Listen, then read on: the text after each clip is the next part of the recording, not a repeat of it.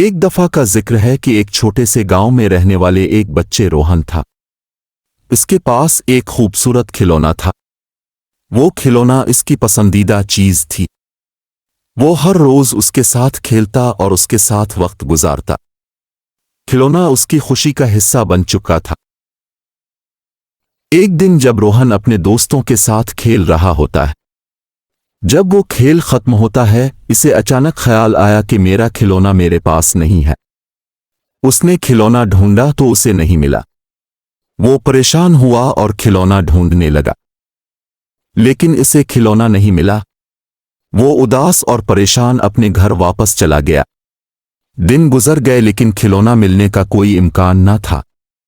अब रोहन की दिन बदन मुश्किलात बढ़ रही थी। रोहन जब भी खिलौने के बारे में सोचता, रोहन की आंखों से आंसू टपक पड़ते, लेकिन वो कहता कि मुझे एक ना एक दिन वो खिलौना जरूर मिल जाएगा।